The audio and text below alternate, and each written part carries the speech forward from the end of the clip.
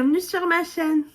Aujourd'hui, je te propose de plonger dans une fresque familiale avec le roman de Clarisse Sabart, Les Lettres de Rose, publié aux éditions Charleston et en format poche. J'ai découvert cette autrice avec sa saga familiale et de Noël. Il s'agit de La vie est belle et drôle à la fois. Ça a été un immense coup de cœur et donc j'ai eu envie de découvrir d'autres romans qu'elle a écrits. Il y en a une dizaine à peu près. Et donc j'ai commencé par celui-ci et je vais te lire tout de suite le résumé.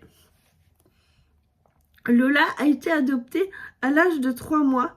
Près de 30 ans plus tard, elle travaille dans le salon de thé de ses parents en attendant de réaliser son rêve, devenir libraire. Sa vie bascule lorsqu'elle apprend que sa grand-mère biologique, qui vient de décéder, lui a légué une maison dans le petit village d'Aubéry. Grâce aux lettres et aux objets qu'elle découvre dans cette demeure, Lola se plonge dans les mystères qui entourent ses origines. Mais tous les habitants ne voient pas d'un bon œil l'arrivée de cette étrangère, notamment Vincent, son cousin. Et il y a également le beau Jim qui éveille en elle plus de sentiments qu'elle ne le voudrait. Réveiller le secret du passé lui permettra-t-il de se tourner vers son avenir ? Voilà, c'est une grande question prometteuse, un résumé qui m'a, moi, donné très envie de découvrir ce roman et je vais t'expliquer pourquoi. Tout d'abord, pour le jeu de piste. J'ai aimé comment Clarisse Sabart a amené son personnage Lola à découvrir les lettres de sa grand-mère. C'est un jeu de piste. Elle va devoir petit à petit faire du tri dans la maison et plus elle va trier, plus elle va trouver des journaux intimes, des lettres qui lui sont destinées, qui vont lui permettre de comprendre d'où elle vient et qui elle est. Et ça a fonctionné sur moi du feu de Dieu. J'ai également aimé l'alternance d'époque dans la narration. C'est-à-dire qu'on va commencer par son arrière-grand-mère, Louise, cette fille qui a été élevée dans une ferme et qui va devenir la responsable d'un commerce dans le petit village qui va perdurer pendant des décennies. Ensuite, la fille de Louise, Rose, donc la grand-mère de Lola, comment, voilà, à travers ses journaux intimes, elle va découvrir sa vie. Puis ensuite, la fille de Rose, la mère de Lola. Ce jeu de piste, voilà, qui s'imbrique. Alors, dans la narration, on a d'un côté, à chaque fois, ça se suit.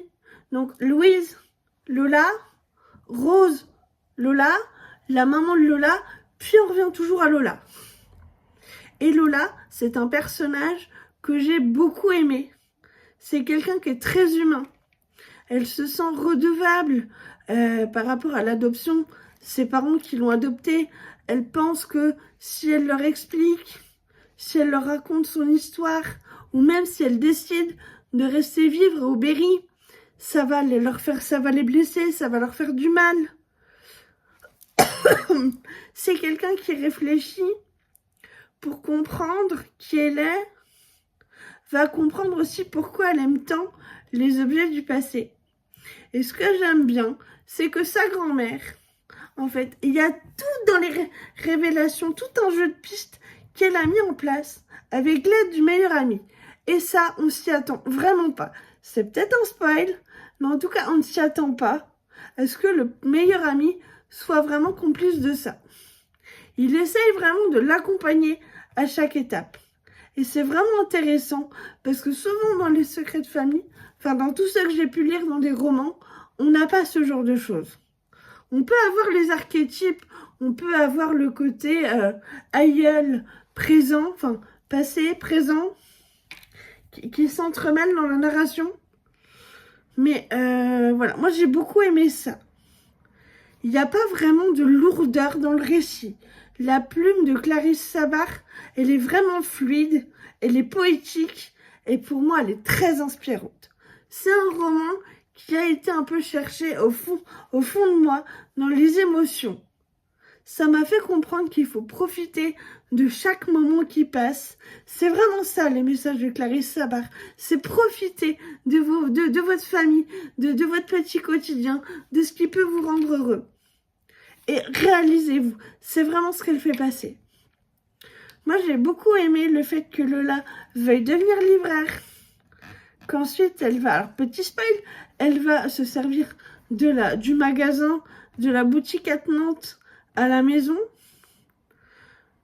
Parfois, les personnages aussi peuvent être un peu clichés. Voilà, le meilleur ami, c'est un homme qui est homosexuel. Donc, on aura un peu tous les clichés liés aux homosexuels. Voilà, même Lola, c'est je suis amoureuse de Jim, mais je veux pas le dire parce que ma vie amoureuse, c'est une catastrophe.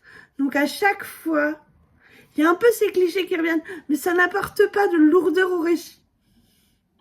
Voilà, moi, j'ai beaucoup aimé ça. J'ai passé un très bon moment de lecture avec ce roman. J'ai encore plus envie d'en découvrir d'autres. Voilà, tous les personnages ne font pas des choix avec lesquels j'ai toujours été d'accord. C'est-à-dire que par moments, voilà, l'arrière-grand-mère a fait des choix pour ses enfants, pour son mari, avec lequel j'étais pas forcément d'accord, mais qui ont une incidence sur le présent, qui ont une incidence à un moment donné sur le présent, sur ses enfants, sur son mari.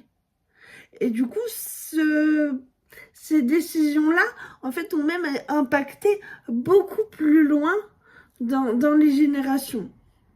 Et ça, voilà, moi j'ai aimé quand même si je suis pas d'accord, je comprends le choix de narration par rapport à ça.